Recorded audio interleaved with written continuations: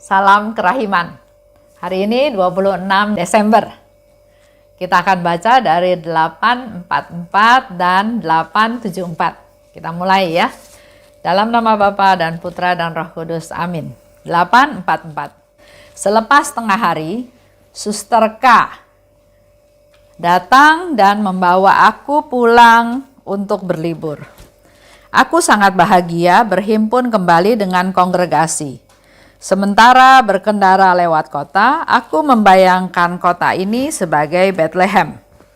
Ketika menyaksikan semua orang serba tergesa-gesa, aku berpikir siapa yang hari ini masih meluangkan waktu untuk bermeditasi dalam ketenangan dan keheningan mengenai misteri yang tak terselami ini. Oh perawan yang murni, hari ini engkau menempuh perjalanan jauh. Dan demikian juga aku. Aku merasa bahwa perjalanan hari ini memiliki suatu makna. Oh perawan yang cemerlang, murni laksana kristal yang sepenuhnya tenggelam dalam Allah.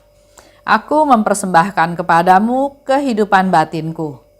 Aturlah segala sesuatu supaya kehidupan rohaniku dapat menyenangkan putramu. Oh bundaku, betapa berkobar keinginanku agar engkau memberikan diriku kepada bayi Yesus dalam misa malam Natal. Dan aku merasakan kehadiran Allah yang sangat nyata dalam lubuk hatiku, sehingga hanya dengan kekuatan kehendak yang kokoh, aku dapat menahan sukacitaku untuk tidak menunjukkan secara lahiriah apa yang sedang terjadi dalam jiwaku. 874. Maria perawan yang tak bernoda, bawalah aku ke bawah perlindunganmu yang istimewa dan jagalah kemurnian jiwa, hati dan tubuhku. Engkaulah model dan bintang pemandu hidupku. 844 di situ dikatakan selepas tengah hari Suster K. Yang dimaksud di sini adalah Suster KJ Nata Maria Bartschowik. Suster tersebut menjemput Suster Faustina datang berlibur. Jadi pada waktu itu Suster Faustina sudah ada di rumah sakit. Tapi Suster KJ Natana ini datang menjemput Suster Faustina untuk berlibur. Suster ini juga termasuk suster yang tinggal bersama dengan Suster Faustina di Warsawa dan Krakow.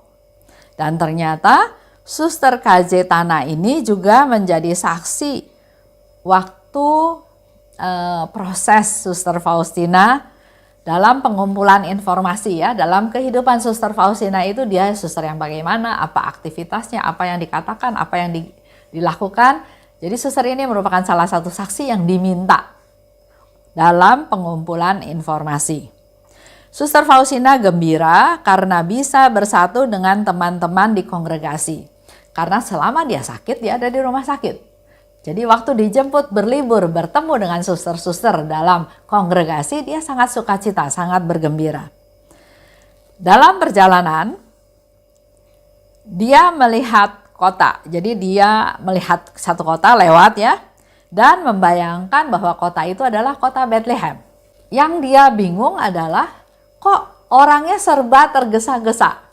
Mungkin kita bisa bandingkan juga ya dengan orang-orang yang ada di kota Jakarta. Kalau kita pergi, apalagi pagi hari ya, kayaknya semua orang sudah sibuk dengan dirinya sendiri. Ada yang bergegas pergi ke kantor, naik mobil, naik motor, cari kendaraan, dan seterusnya ya. Tapi mereka semua bergegas untuk satu aktivitas yang harus dia lakukan. Beda barangkali dengan kalau kita ada di pegunungan atau ada di desa.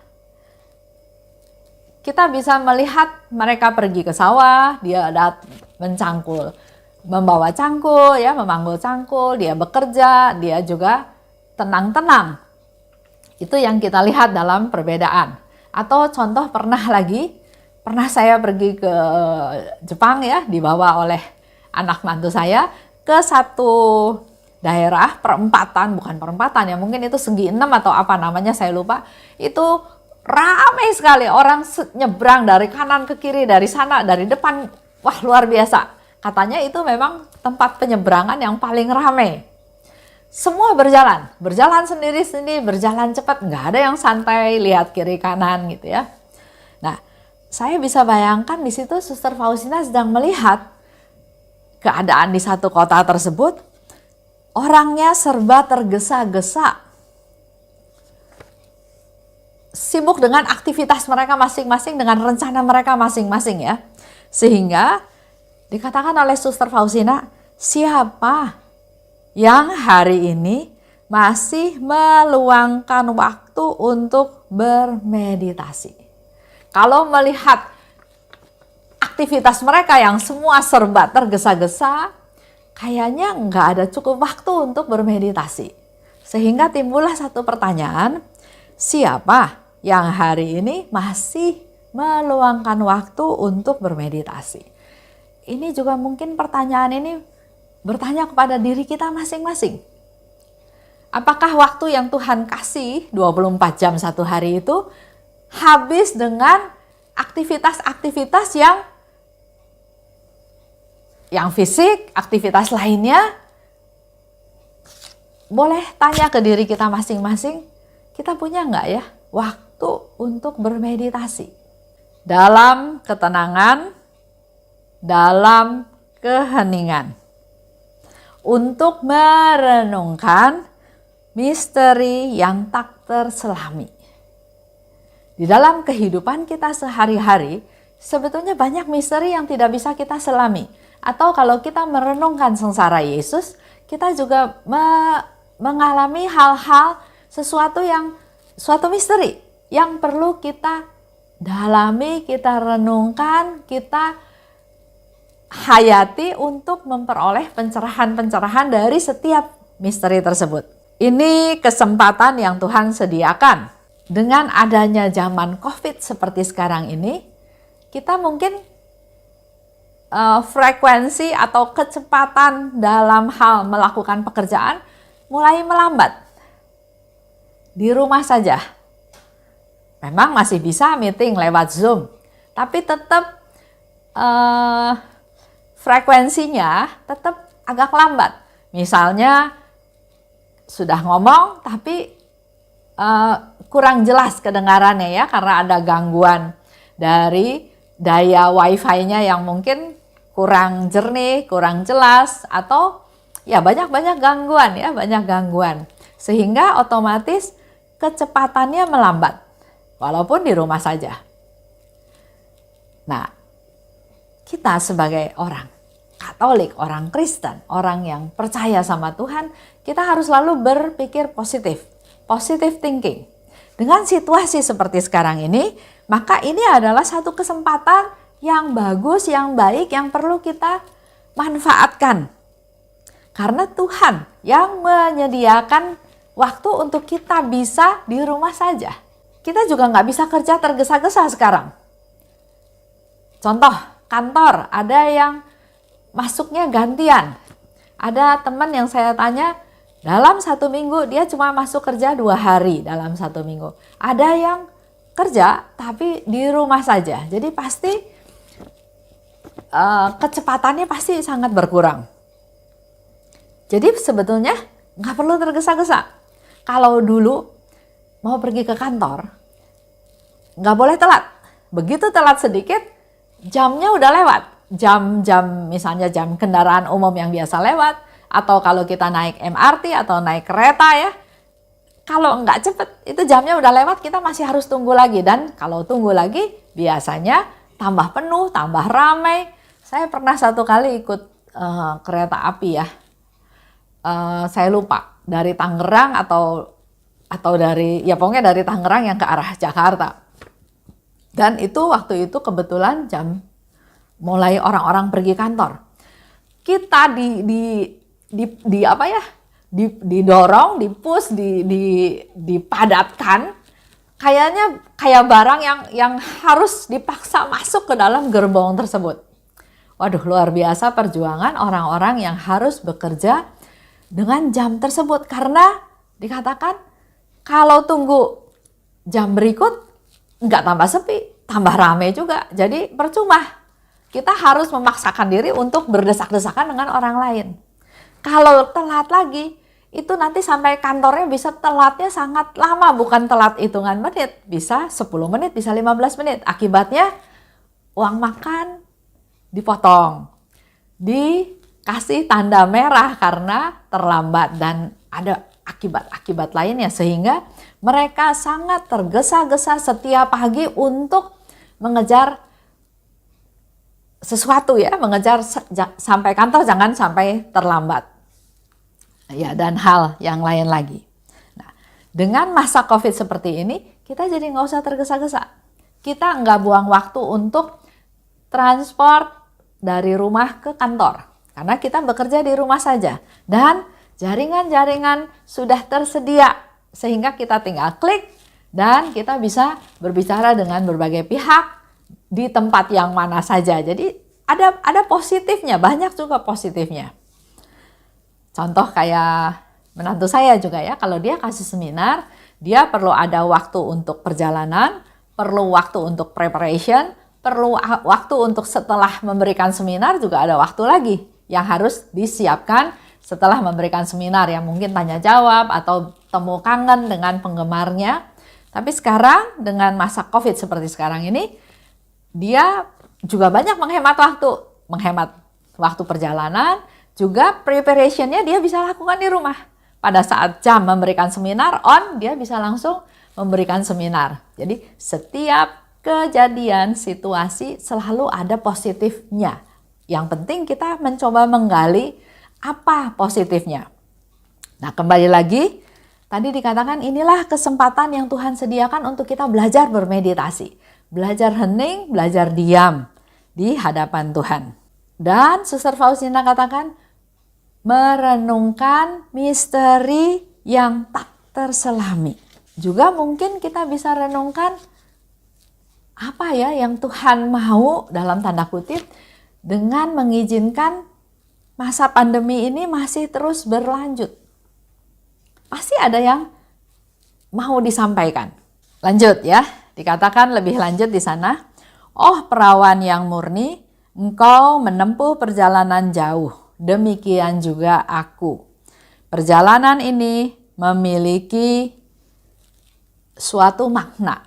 Jadi di dalam setiap perjalanan itu ada makna. Nggak mungkin nggak ada gunanya atau hanya buang waktu aja. Pasti ada suatu makna. Sama seperti waktu Bunda Maria ya. Ada peraturan harus melakukan cacah jiwa dan dia harus pergi ke tempat asalnya. Itu juga ada suatu tujuan, bukan nggak ada tujuannya. Begitu pula dengan hidup kita seperti sekarang ini. Masa pandemi, COVID yang belum selesai. Sementara kita kiri kanan dengar yang COVID makin banyak dan seolah-olah makin dekat ya. Bahkan ada teman saya, teman komunitas, dia sudah kena COVID, sudah sembuh, tapi bisa kena lagi.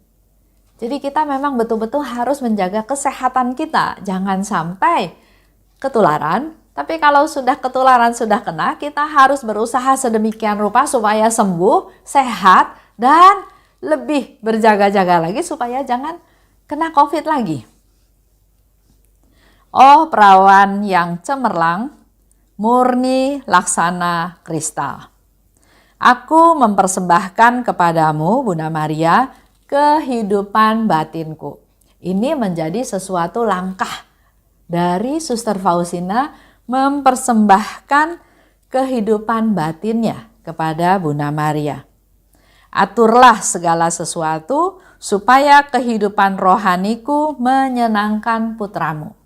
Di dalam hal ini, Suster Faustina berharap mengandalkan Bunda Maria untuk mengatur kehidupan batinnya supaya apa yang dilakukan oleh Suster Faustina menyenangkan Yesus, menyenangkan putramu. Itu dikatakan kepada Bunda Maria.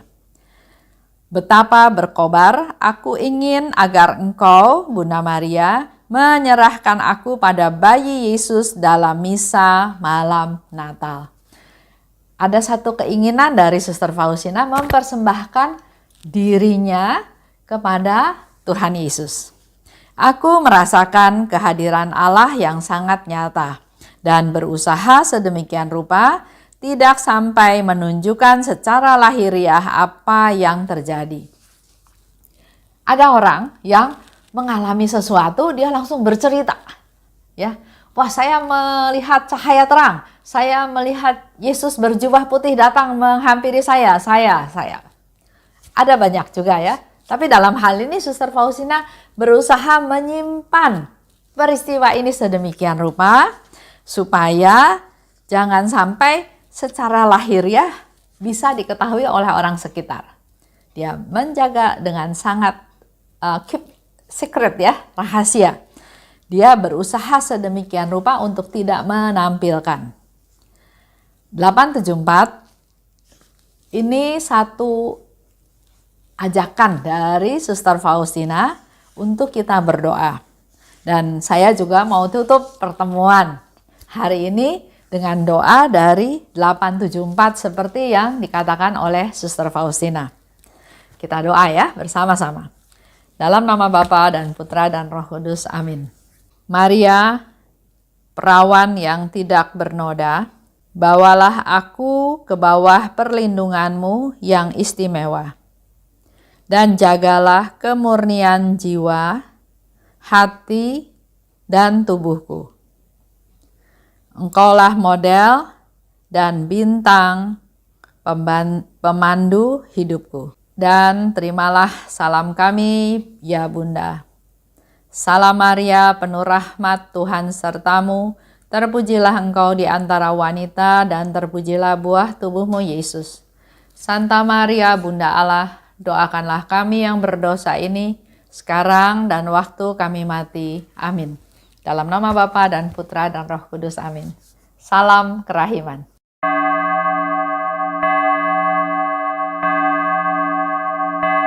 Hatiku dipenuhi sukacita ketika Bunda Maria datang.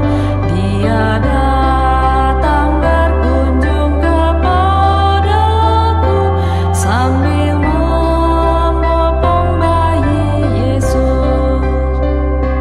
Hatiku dipenuhi sukacita ketika Dia menyapaku.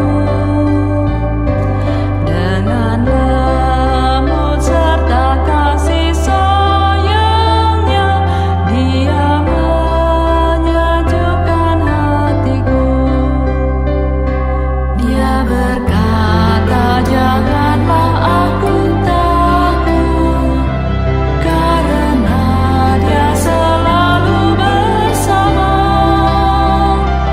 Terima kasih ya Yesus, karena Engkau memberikan Bundamu padaku.